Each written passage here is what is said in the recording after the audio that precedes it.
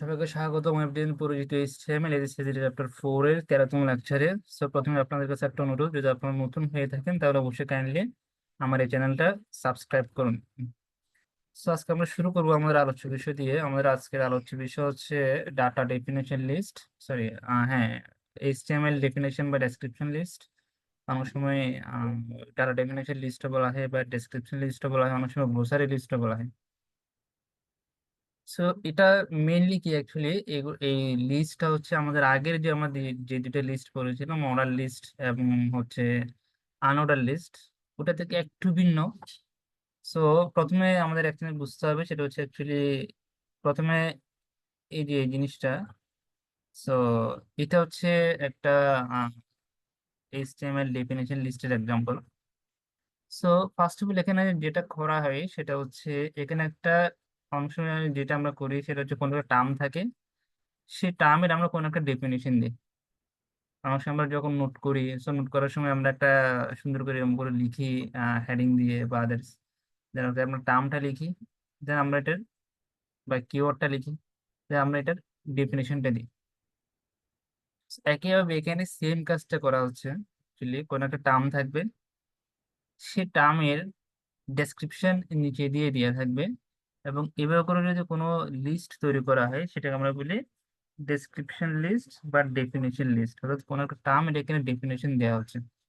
তো এক্ষেত্রে আমাদের তিনটা ট্যাগ দরকার হবে, যেগুলো আমরা প্র্যাকটিক্যালি একটু পরে দেখবো।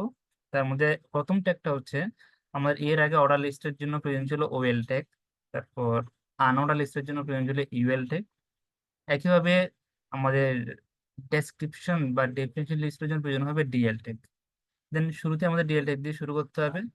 দেন আমাদের দেখতে হবে এরপর হচ্ছে এগুলো প্রত্যেকটা আইটেম। আমাদের এর আগে আমরা আইটেম শুরু করতাম এলআই দিয়ে, লিস্ট আইটেম। আর এখন আমাদের এখানে হচ্ছে ডেফিনেশন আইটেম বা ডেফিনেশন টার্ম, সেজন্য আমরা এখানে ইউজ করবো ডিটি। দেন এরপর টার্ম যখন আমরা ইউজ করব, এরপর হচ্ছে টার্মের ডেসক্রিপশন, ওই টার্মের ডেসক্রিপশন, সেজন্য আমরা এখানে ইউজ করবো ডিডি, অর্থাৎ ডেফিনেশন ডেসক্রিপশন। আমরা কি সিম্পল জিনিসটা দেখবো আগে কিভাবে করে তৈরি করতে হয় সম্পূর্ণ প্র্যাকটিক্যালি। সো প্র্যাকটিক্যালি দেখার পর আশা করি আপনাদের যদি কোনো কনফিউশন থেকে থাকে, এটা আশা করি আপনাদের মধ্যে দূরীভূত হয়ে যাবে।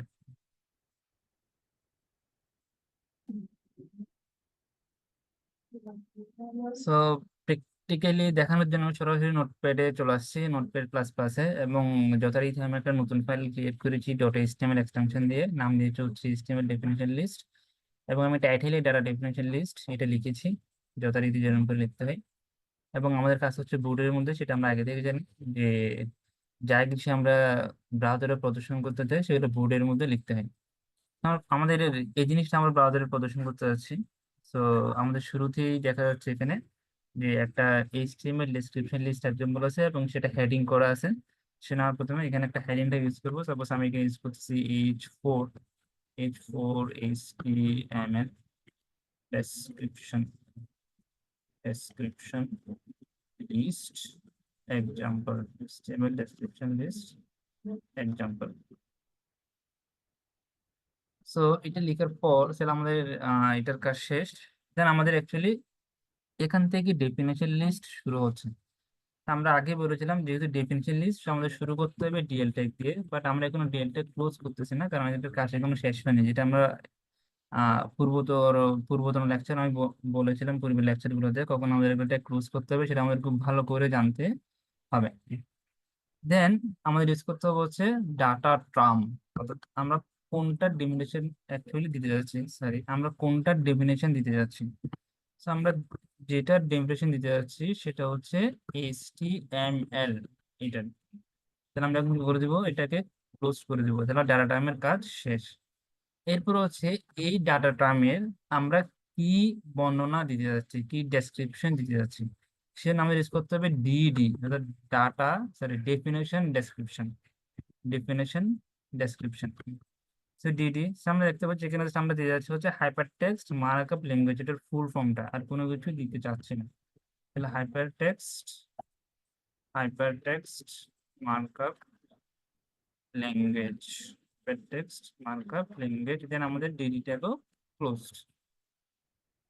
তাহলে আমাদের প্রথম যে ডাটা টার্ম ছিল সেটাও লেখা হয়ে গিয়েছে, এবং এটার আন্ডারে যে ডেসক্রিপশন ছিল সেটাও লেখা শেষ। তাহলে আমরা এখন দ্বিতীয় ডাটা টার্ম লিখবো ডিটি টাইপ দিয়ে এগেইন, সেটা হচ্ছে সিএসএস। দেন আমরা এটা ক্লোজ করে দিব ডিটি।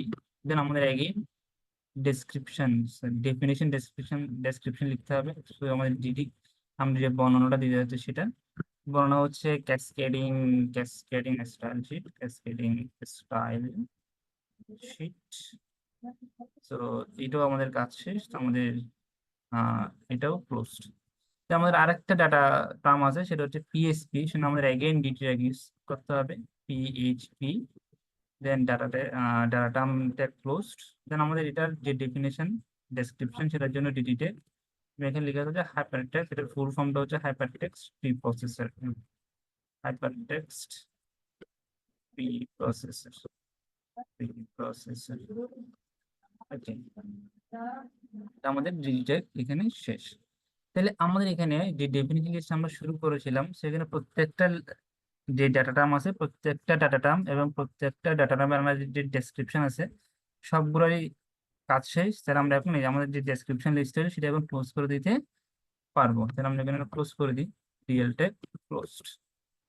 ওকে, এখন আমরা সেভ দিলাম কন্ট্রোল এস দিয়ে। So আমরা দেখি আমাদের ঠিক মতো করে কাজ করে কিনা আমাদের ডেফিনেশন লিস্ট। ওকে, আমরা দেখতে পাচ্ছি আমাদের কোডটা ঠিক মতো কাজ করতেছে।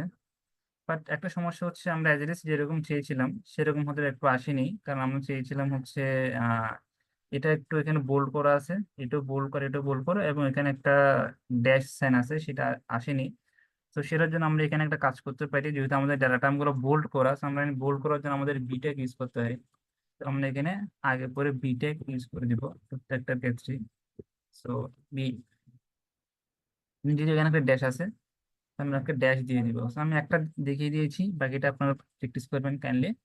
সো এখন যদি আমরা রান দিয়ে দেখি, প্রথমটা অ্যাজ ইট ইজ আমরা যেরকম করে চেয়েছিলাম সেরকম চলে আসছে, একদম অ্যাজ ইট ইজ চলে আসছে, যেরকম করে আমরা চেয়েছিলাম সেরকম।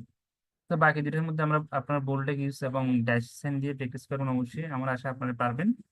তো আমরা, এটা একদম সিম্পল ছিল। তো আমি সেম ডেফিনেশন লিস্টের আর একটা দেখা যাচ্ছে আপনাদেরকে।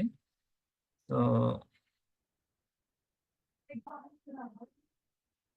আমি এখানে আরেকটা ডেফিনেশন বা ডেসক্রিপশন লিস্ট নিয়ে আসছি আপনাদের জন্য। সেখানে দেখা যাচ্ছে হচ্ছে আর্লি রাইজিং, আমি একটা টার্ম নিয়েছি। দেন এই টার্মের আন্ডারে আর্লি রাইজিং সম্পর্কে কিছু তথ্য আমি এখানে দিয়েছি, কিছু ডেসক্রিপশন আমি এখানে দিয়েছি। দেন ডিসিপ্লিন আমার একটা টার্ম নিয়েছি, ডাটা টার্ম, এবং এই ডাটা টার্মের আন্ডারে আমি এটার কিছু ডেসক্রিপশন এখানে ইউজ করেছি বা দেওয়া হয়েছে।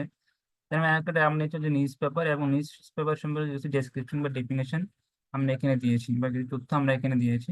তো আমরা দেখবো এই জিনিসটা কিভাবে করে করতে পারি আমাদের নোটপ্যাডে একদম ইজিলি ভাবে।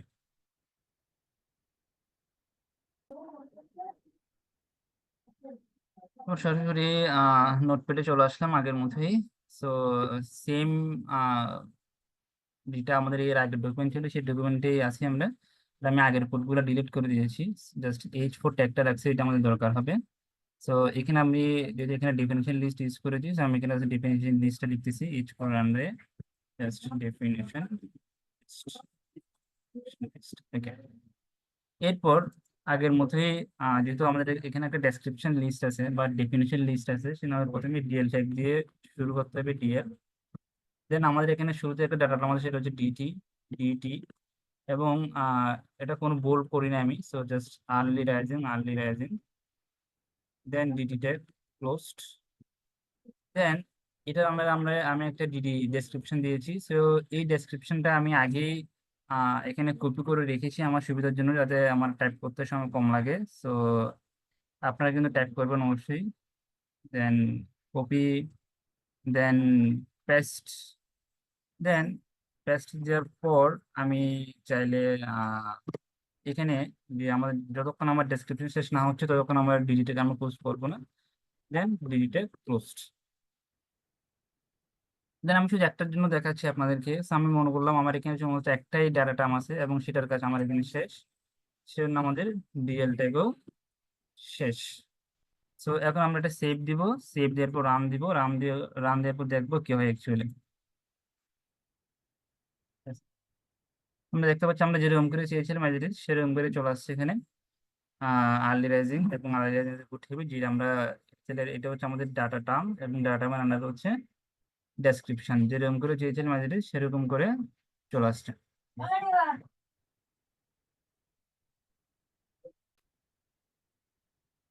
তো আশা করি বাকি যে দুইটা আমাদের কাজ ছিল সেটা আপনারা প্র্যাকটিস করলে পারবেন। এখান থেকে দেখে দেখে জাস্ট ডাটা টার্ম লেখা, তারপর হচ্ছে ডাটা বিডি ট্যাগ লেখা, এবং যেখানে আমাদের যেটার কাজ শেষ সেটা ক্লোজ করে দিয়ে আশা করি আমার বিশ্বাস আপনারা পারবেন। সো এটা হচ্ছে আমাদের ডেফিনেশন এবং ডেসক্রিপশন লিস্ট। সো আশা করি আপনাদের আয়ত্তে চলে আসবে, জাস্ট একটু প্র্যাকটিস করলে হবে, এটা একদমই ইজি। এবং আমি মনে করি অর্ডার লিস্ট আনঅর্ডার লিস্ট থেকে ইজি, যদিও অনেকভাবে করা যায়, বাট এটা হচ্ছে সবচেয়ে ইজিয়েস্ট ওয়ে। তো আজকে এতটুকু থাকবে। তো আমাদের পরবর্তী যেটা ডিসকাস করা হবে সেটা হচ্ছে হাইপার লিঙ্ক। হাইপার লিঙ্ক সেটাও খুব ইম্পর্টেন্ট টপিক। এবং আজকের মধ্যে এতটুকুই। So, ভালো থাকুন, সুস্থ থাকুন, এবং ধন্যবাদ। Thank you for watching. Please like, comment and share, and please please please subscribe the channel, এবং আপনাদের বন্ধুদের সাথে শেয়ার করার জন্য বিনম্র অনুরোধ থাকলো। যদি আপনারা একটু করে উপকৃত হয়েছেন বলে মনে হয়, কাইন্ডলি শেয়ার করুন।